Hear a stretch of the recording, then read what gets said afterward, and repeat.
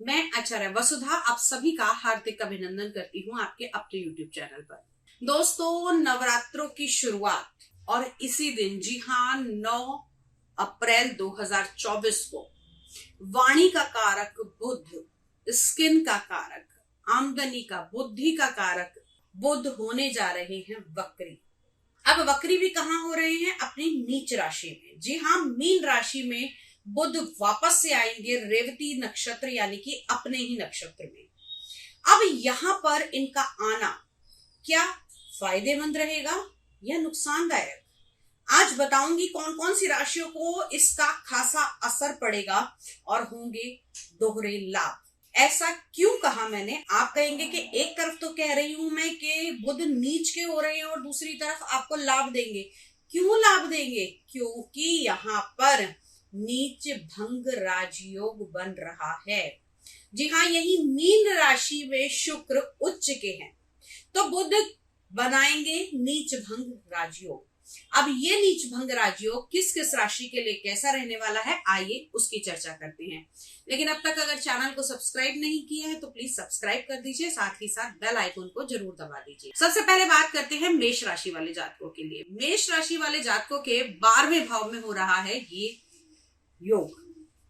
यहाँ पर अगर देखा जाए तो बुध नीच के हैं लेकिन राजयोग भी बना रहे हैं, तो क्या करेंगे? 12वां भाव है आपके विदेश का, 12वां भाव है हॉस्पिटल का, तो यहाँ पर आपके खर्चों को कम करेंगे, आमदनी को बढ़ाएंगे और खास तौर से आपकी सेहत में बदलाव लेकर आएंगे, क्योंकि इनकी उच्च दृष्टि पड़ेगी आपके रोग के भाव पर, अपनी ही राशि पर, जहां पर ये इनकी उच्च राशि है कन्या राशि। तो यहाँ पर आपके रोगों को कम करेंगे और साथ ही साथ आपके शत्रुओं में भी कमी करेंगे। पैसा चुकाया जाएगा। अगली राशि यानी कि वृषभ राशि वाले जातकों के लिए, वृषभ राशि वाले जातकों के ये गोचर होगा कुंडली के 11वें भाव में। 11वां भाव आपकी इच्छा पूर्ति का भाव, आपकी आय का, आपकी आमदनी का, तो यहाँ पर प्रॉफिट दिलाएगा इस राजियोग के कारण।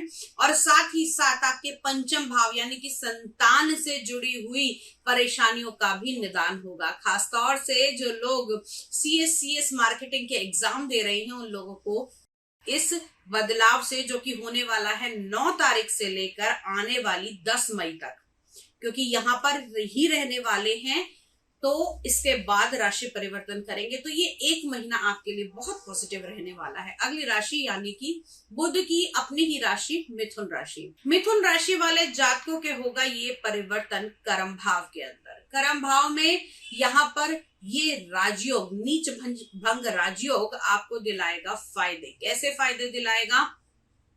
इस समय में आपके कारोबार में बदलाव आएंगे, आपको नई जॉब मिल सकती है, अच्छी जॉब मिल सकती है, और इनकी उच्च की राशि चतुर्थ भाव पे पड़ने के कारण आपको परिवार से भी कोई गुड न्यूज मिल सकती है, और साथ ही साथ माता का सुख भी आपको प्राप्त होगा। लेकिन ध्यान रखिएगा कि केतु आपके चतुर्थ भाव में है तो फलों में थोड़े कमी कर देंगे, कट करके मिलेंगे, लेकिन हाँ मिलेंगे तो जरूर। अगली राशि यानी कि कर्क राशि की अगर मैं बात करूं तो कर्क राशि के 9वें भाव में, भाग्य भाव में ये राजयोग बनने वाला है, बहुत ही शुभ रहने वाला है। यहाँ पर अगर हम देखें तो आपके भाग्य भाव के अंदर यहाँ पर शुक्र भी प्रबल रहेंगे और बुध का नीच भंग राजयोग आप लोगों को रुके हुए काम बदलाव कराएगा, और साथ ही साथ आप लोगों को इससे डूबा हुआ पैसा भी वापस आता दिखेगा। 12वें भाव के स्वामी का नीच भंग राजयोग भाग्य भाव के अंदर बनाना कहीं ना कहीं विदेशों से, विदेशी कंपनियों से, मल्टी लैंग्वेज से आपको जोड़ता हुआ दिखाई देगा। अगली राशि सिंह राशि वाले जातकों। सिंह राशि वाले जातकों के 8वें भाव में हो रहा है ये राजयोग। सेहत से जुड़ी हुई समस्याओं में बदलाव आएंगे, थोड़ी प्रॉब्लम्स जो चल रही थी उनमें रुकावट आएगी, लेकिन ध्यान रखिएगा कि यहाँ पर थोड़ा सा कंफ्यूजन क्रिएट आपके लिए करेगा। बहुत ज्यादा शुभ फल नहीं रहेंगे, हालांकि इनकी दृष्टि आपके धन संचय के भाव पर, आपके कुटुंब के भाव पर उच्च की पड़ने वाली है, लेकिन हेल्थ से जुड़ी हुई समस्याओं में थोड़ी थोड़ी सी जो दिक्कतें चल रही थी, स्किन के रोग चल रहे थे, उनमें थोड़ी सी बदलाव आते हुए पॉजिटिव वे में आपको दिखाई देंगे। कन्या राशि, बुध की ही अपनी उच्च राशि। जी हाँ, कन्या राशि वालों, आपके 7वें भाव में ये राजयोग बनने वाला है, तो जीवन साथी के साथ संबंध अच्छे बनेंगे, पार्टनरशिप के योग बनेंगे, जीवन साथी पर कुछ खर्चा तो होगा। लेकिन ये खर्चा आपके लिए लाभदायक रहेगा।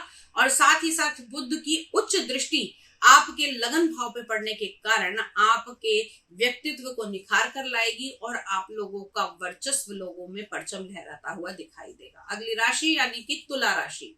तुला राशि वाले जातकों के छठे भाव में ये योग बन रहा है, जिसे हम रोग ऋण शत्रु का भाव मानते हैं। यहाँ पर नीच भंग राजयोग बनने से ऋण में तो कमी आएगी ही आएगी, साथ ही साथ आपके रोगों से भी आपको थोड़ी राहत मिलेगी, क्योंकि नीच के गुरु हैं, नीच भंग राजयोग बना रहे हैं, तो थोड़ी सी राहत आपको मिलती हुई दिखाई देगी। हाँ, पैसा किसी को उधार मत दीजिएगा, क्योंकि वापस आने में बहुत ज्यादा समय लग जाएगा। जब अगली बार बुध वक्री होंगे तभी ये चीज रिटर्न आपकी वापस आएगी। वृश्चिक राशि वाले जातकों, आप लोगों के पंचम भाव में होने वाला है ये योग, आपके लिए बहुत लाभकारी रहने वाला है, क्योंकि आय भाव का स्वामी और साथ ही साथ अगर देखें तो आपके अष्टम भाव का स्वामी, आपके दिव्य ज्ञान का, आपके मेडिटेशन का, आपके आयु भाव का स्वामी इस समय नीच भंग राजयोग लेके आपके पंचम भाव में आया है। तो यहाँ पर प्रेम संबंधों को थोड़ा सा बेटर करेगा पहले से, लेकिन हाँ, ये भी ध्यान रखिएगा कि एक दूसरे के ऊपर आपको विश्वास रखने की आवश्यकता है। किसी भी प्रकार की डुअल पर्सनालिटी को अगर आप अपने सामने वाले को प्रदर्शित करेंगे तो दिक्कतें आ सकती हैं। साथ ही यहाँ पर शेयर मार्केट से जुड़े हुए लोगों के लिए भी नए बदलाव देखने को मिलेंगे। धनु राशि वाले जात को चतुर्थ भाव में ये राजयोग बन रहा है, तो वाहन मकान इत्यादि आपको दिला सकता है, लेकिन ध्यान रखिएगा कि कारोबार में भी कुछ चेंजेस आते हुए इस एक महीने में दिखाई देंगे। आपका कपड़े का बिजनेस है या किसी प्रकार का ट्रेडिंग का बिजनेस है, तो इस एक महीने के अंदर आप लोगों की जो इनकम है वो और ज्यादा बेटर होती हुई दिखाई देगी। लेकिन ध्यान रखिएगा कि चतुर्थ भाव में ये गोचर कहीं ना कहीं थोड़ी सी दिक्कतें किस चीज में करेगा, कि अगर आप कुछ प्रॉपर्टी खरीद रहे हैं तो पेपर थोड़ा ध्यान से सोच समझ कर ही सिग्नेचर कीजिएगा।